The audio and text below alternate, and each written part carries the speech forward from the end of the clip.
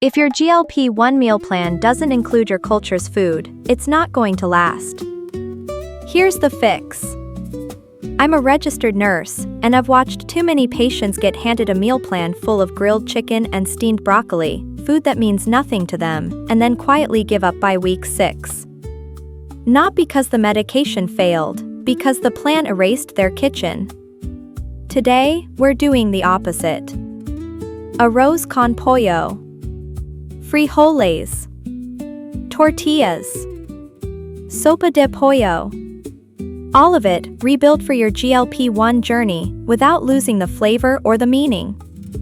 Stay with me, because recipe 4 might be the single best GLP-1 meal that exists. Let's talk about why this matters medically, not just emotionally.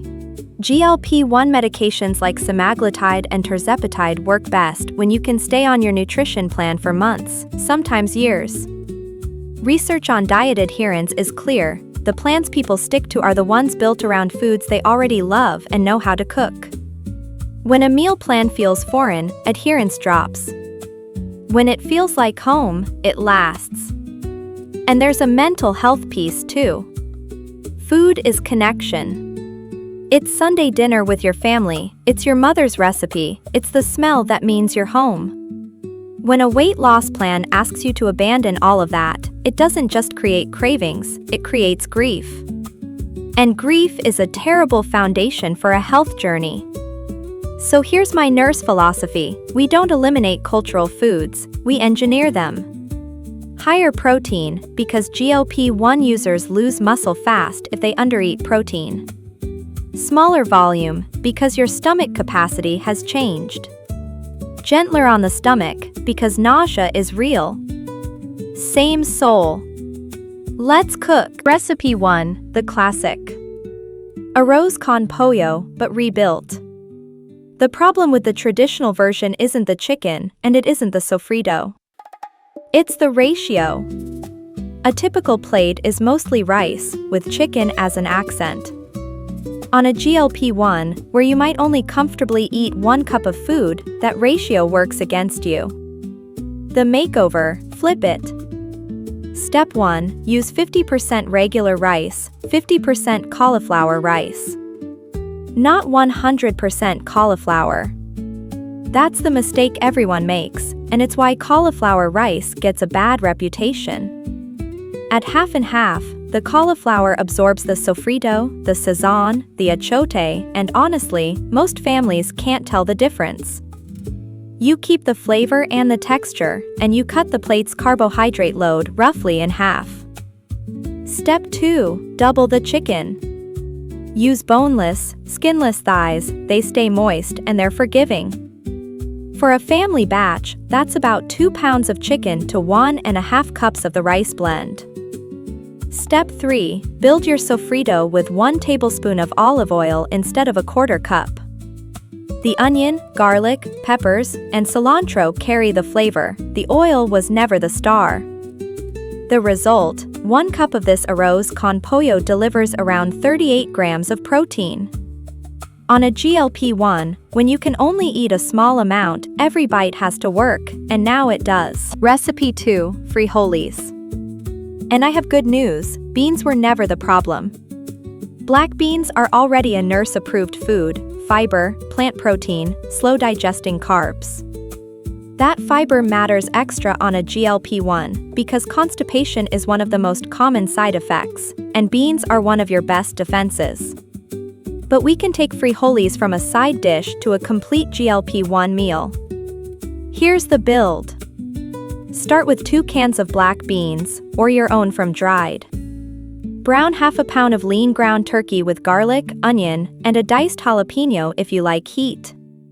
Season it like you mean it: cumin, oregano, a bay leaf, a splash of the bean liquid. Then combine. The turkey disappears into the beans, but the protein doesn't. You've just taken frijoles from about 9 grams of protein per serving to 27. 2 nurse notes here. First, if you're new to your medication and dealing with bloating, rinse canned beans well and start with smaller portions. Your gut will adapt. Second, skip the traditional lard or heavy oil for refrying. If you want that creamy refried texture, mash a portion of the beans with a splash of broth instead. All the comfort, none of the grease that can trigger nausea. Recipe 3 isn't really a recipe, it's a strategy. Because nobody's giving up tortillas. Not on my watch. 3 rules. Rule 1, corn over flour, most of the time. 2, corn tortillas run about 100 calories with more fiber. 1 large flour tortilla can hit 200 to 300 calories before you've added a single filling. Corn is also naturally lower in fat, which matters if greasy foods have started turning your stomach on the medication. Rule 2, count before you cook. Decide your tortilla number before you sit down. For most GLP-1 users, 2 small corn tortillas is the sweet spot. Warm only that many. If the stack isn't on the table, the third taco doesn't happen automatically. That's not willpower, that's environment design. Rule 3, for burrito lovers, try a high-protein wrap for weekday meals. Many now pack 12 to 15 grams of protein each. Is it traditional? No. Is it a smart Tuesday lunch tool that saves the real flour tortilla for Sunday with the family? Yes. That's the mindset, strategic, not restrictive. And one bonus move, load the inside. Whatever the wrapper, the filling should be protein first, shredded chicken. That turkey and frijol blend from Recipe 2, eggs, carne desmechada made with lean cuts. Recipe 4. And I'm going to say something bold as a nurse, sopa de pollo might be the single most perfect GLP-1 meal in existence. Your abuela was right all along. Think about what GLP-1 users struggle with. Nausea. Warm, brothy foods are the gentlest thing you can eat, and it's exactly what we recommend in clinical practice for queasy stomachs. Dehydration. People forget that reduced appetite means reduced fluid intake, and soup is hydration you can eat. Protein needs. A properly built sopa delivers serious protein in an easy-to-digest form. Early fullness. Soup lets you eat slowly, which works with your medication instead of against it. Here's the GLP-1 build. Simmer bone-in chicken thighs, or a mix of thighs and breast, in low-sodium broth with onion, garlic, celery, and carrot. Shred the chicken and return it, and be generous. We want about 4 to 5 ounces of chicken per bowl. Now the starch decision. Traditional sopa often includes rice, fideos, potato, or yuca. Keep one, just one, and keep it modest. A small handful of rice or a few pieces of yuca for the whole pot. The chicken and vegetables are the body of this soup now. Finish the way you always have, cilantro, a squeeze of lime, maybe a little avocado for healthy fat. Lime and cilantro cost you nothing and give you everything. On rough medication days, the day after your injection, when nothing sounds good, this is your meal. Sip the broth first. Eat what you can. This is comfort food that is also, genuinely, clinical care. Let's zoom out, because these 4 recipes follow patterns you can apply to any dish in your kitchen: pupusas, pastelón, ropa vieja, arepas, whatever your family makes. Oil, measure it. 1 tablespoon per dish, not a free pour. Sauté in broth when you can. If something's normally fried, like tostones, try the air fryer with a light spray. And go easy on heavy grease overall, because high-fat meals are the #1 food trigger for GLP-1 nausea. Protein, added everywhere. Extra chicken in the rice. Turkey in the beans. Eggs on the arepas. A side of queso fresco.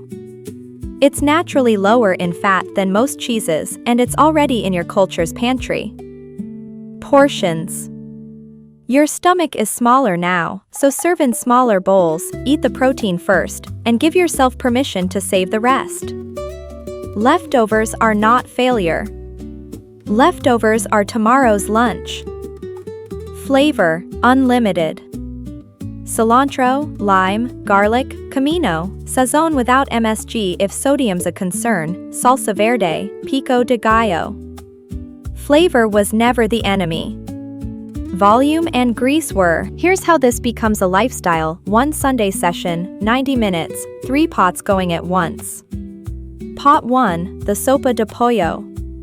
Pot 2, the power frijoles.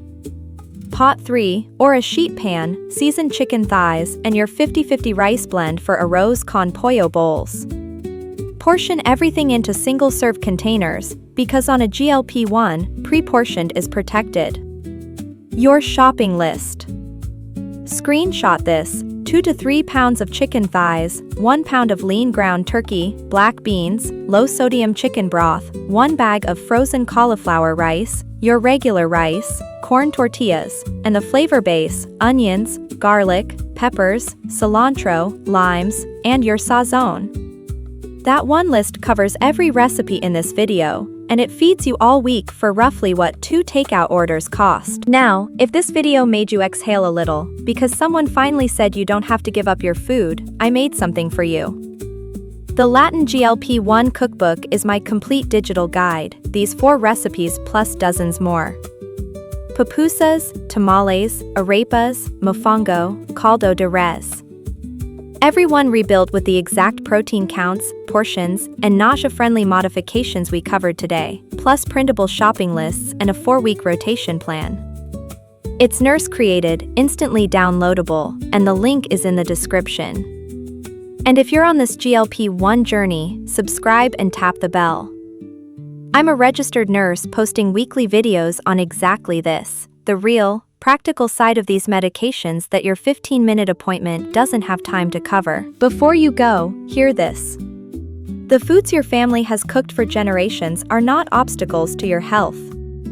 Rice sustained your ancestors. Beans built generations. Soup healed every cold in your childhood home. That food carries wisdom.